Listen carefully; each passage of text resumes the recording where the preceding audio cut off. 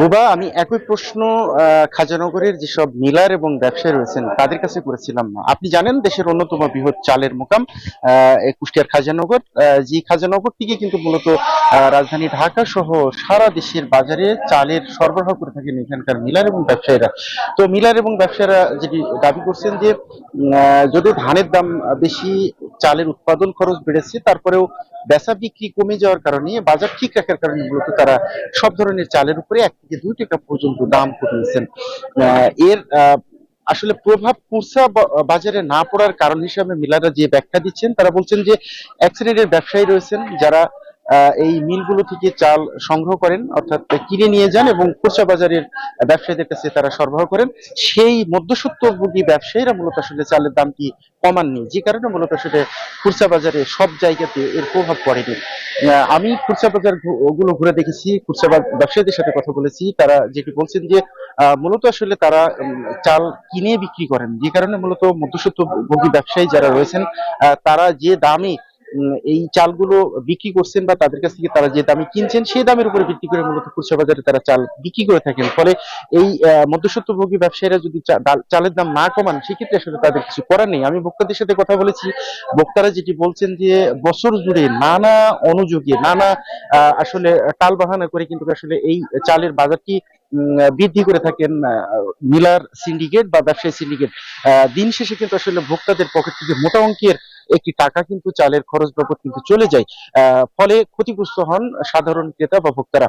আমি কুষ্টিয়ার জেলা প্রশাসকের সাথে কথা বলেছি, তিনি বলছেন যে এই চালের বাজারটি মূলত আসলে নিয়ন্ত্রণে রাখার জন্য ইতিমধ্যেই মিলার বা ব্যবসায়ীদের সাথে তারা বারংবার বৈঠকে বসেছেন।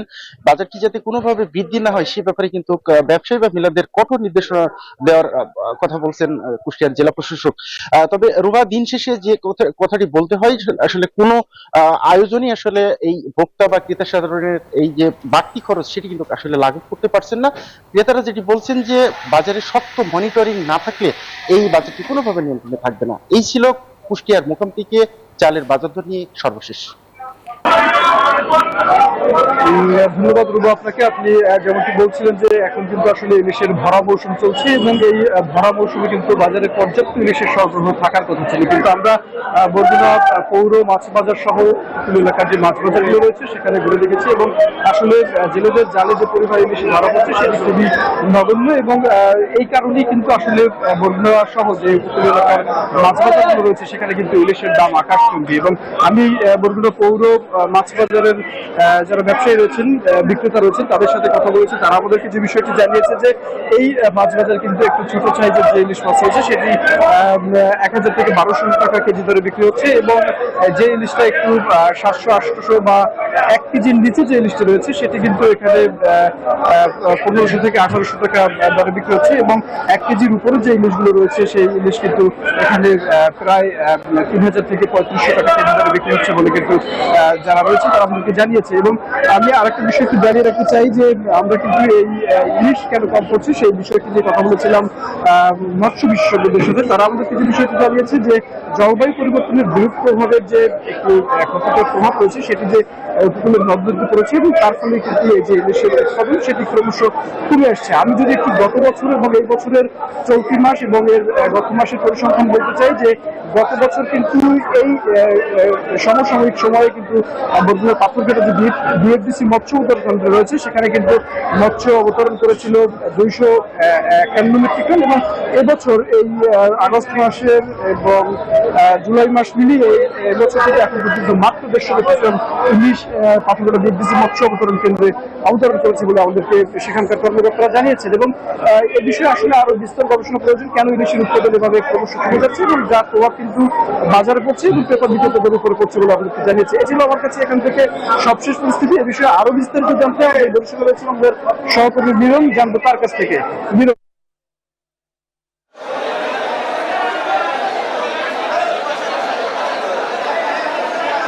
সুমন, আপনি যেমনটা জানাচ্ছিলেন বরগুনায় ইলিশ মাছের যে আহরণ বা বিক্রি দাম সবকিছু মিলিয়ে আপনি তথ্য দিচ্ছিলেন। আমি আছি বরিশালেও কিন্তু আমরা দেখতে পাচ্ছি যে বরিশাল যে পাইকারি ইলিশের মোকাম সেখানে ইলিশের কিন্তু যেভাবে ইলিশের মৌসুমে ইলিশ থাকার কথা সেভাবে কিন্তু ইলিশ মিলছে না, ফলে দামও কিন্তু এখনও নাগালের মধ্যে আসেনি। তবে বিক্রেতারা বলছেন যে দাম অনেকটাই আগের চেয়ে তুলনামূলক কিছুটা কমতে শুরু করেছে। তবে ইলিশের যেহেতু এখন মৌসুম শুরু হয়েছে, ইলিশ নিঃসন্দেহে আরও ইলিশ মিলবে। সমুদ্রেও ট্রলার গেছে, হয়তো সেই ট্রলার মাছ নিয়ে ফিরবে। তবে বরিশালের যে মোকামটি এখন পর্যন্ত, বরিশালের আশপাশের যে নদ নদীর ইলিশ অর্থাৎ মিঠা পানির ইলিশই কিন্তু এখন পর্যন্ত বাজারে আসছে। যদি 1 কেজি ওজনের যে ইলিশ, সেই ইলিশ মাছ বিক্রি হচ্ছে কিন্তু বরিশালের বাজারে আমরা আজকে দেখলাম পাইকারি বাজারে 2800 থেকে 3000 টাকা কেজি দরে বিক্রি হচ্ছে। ছোটো মাছ বিক্রি হচ্ছে 900, 1000 এবং 800 গ্রাম 900 গ্রামের মাছ বিক্রি হচ্ছে 2500 থেকে 2800 টাকা। সব মিলিয়ে মাছের যে পরিমাণ আমদানি বা মাছের যে পরিমাণ আহরণ থাকার কথা, সেই পরিমাণ মাছ না থাকায় স্বাভাবিক যে মাছ, সেই মাছের দামও কিন্তু অনেক অনেক বেশি।